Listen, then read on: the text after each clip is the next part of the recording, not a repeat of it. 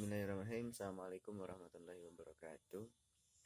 Alhamdulillahirabbil alamin wa bihi nasta'in wa ala umuri dunya waddin wa ala alihi washabihi ajmain. Pada kesempatan kali ini saya akan memaparkan sedikit tentang penafsiran surat Al-Fatihah. Langsung saja, Bismillahirrahmanirrahim. Ayat pertama ini mengandung artinya dengan nama Allah yang Maha Pengasih, Maha Penyayang. Dalam ayat pertama ada perbedaan pendapat mengenai tafsir surat Al-Fatihah ayat pertama ini, karena biasanya kalimat basmalah merupakan pemisah antar surat, sebagaimana yang diriwayatkan Abu Daud dari Ibnu Abbas radhiyallahu anhu, bahwa Rasulullah tidak mengetahui pemisah surat sehingga diturunkanlah Bismillahirrahmanirrahim. Ibnu Abbas mengemukakan sebagaimana yang telah diriwayatkan oleh Abu Daud, barang siapa yang berpandangan bahwa ia termasuk Fatihah, berarti ia berpendapat bahwa membacanya termasuk harus jahir dalam sholat, dan orang yang tidak berpendapat demikian berarti membacanya secara sir atau cara tidak jelas. Lanjut ke ayat yang kedua, yaitu Alhamdulillahirabbil alamin, yang artinya segala puji bagi Allah, Tuhan seluruh alam. Segala uji kepunyaan Allah, yaitu rasa syukur yang hanya diperuntukkan untuk Allah Subhanahu wa Ta'ala semata, bukan kepada hal lain yang merupakan ciptaannya, sebab Allah telah menganugerahkan hingga kepada hambanya. Oleh karena itu, bagi Rabb kitalah segala puji, baik pada masa awal maupun akhir.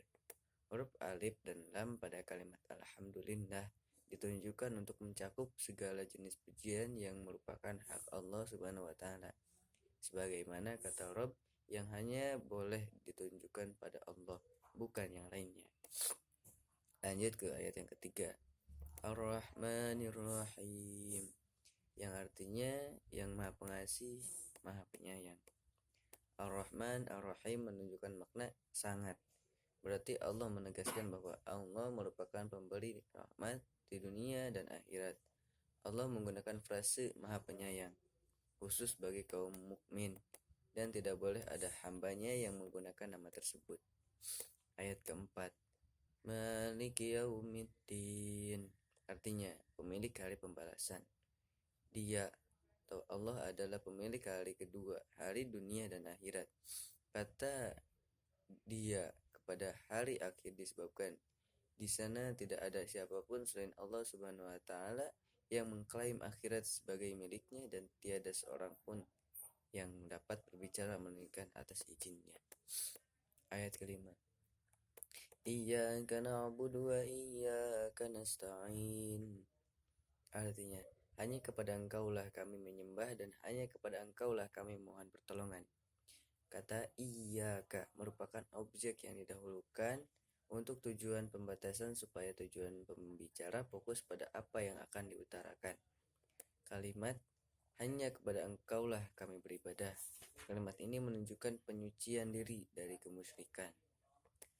Dan kalimat hanya kepada Engkaulah kami memohon pertolongan merupakan penyucian dari apa yang telah diusahakan dengan menyerahkan segala hanya kepada Allah yang Maha Mulia lagi Maha Agung. Ayat ke-6, Ihdinas siratal mustaqim, artinya tunjukilah kami jalan yang lurus. Ayat ini mengandung dalil yang menganjurkan bertawasul dengan sifat-sifat yang tinggi dan amal soleh. Setelah seorang hamba mengagungkan sifat Allah dan beramal soleh untuk Allah, kemudian ia memohon akan kebutuhannya. Lanjut ke ayat yang terakhir, Suratal ladzina an'amta 'alaihim ghairil maghdubi 'alaihim waladdallin, artinya yaitu jalan orang-orang yang telah Engkau beri nikmat kepadanya, bukan dalam kurung jalan mereka yang dimurkai, dan bukan pula jalan mereka yang sesat. Pada kalimat jalannya orang-orang yang telah Engkau anugerahkan nikmat kepada mereka menafsirkan jalan yang lurus, jalan yang telah diberi nikmat, yaitu jalan orang-orang yang telah menaati Allah dan Rasul-Nya. Panggalan bukan jalan mereka yang dimurkai dan bukan pula jalan mereka yang sesat. Hal ini merupakan orang-orang yang mengingkari perintah Allah dan ajaran para rasulnya, mereka yang tidak memiliki pengetahuan dan mengikuti kesesatan. Mereka itu adalah orang-orang yang tidak mendapatkan petunjuk Allah Subhanahu wa taala. Melalui tafsir berikut, semoga kita dapat mengamalkannya dengan sebaik-baiknya sehingga kita tergolong hamba yang taat akan perintahnya dan mampu menjauhi segala larangannya. Mungkin cukup sekian yang bisa saya sampaikan. Selebihnya mohon maaf. Billahi taufiq wal hidayah. Wassalamualaikum warahmatullahi wabarakatuh.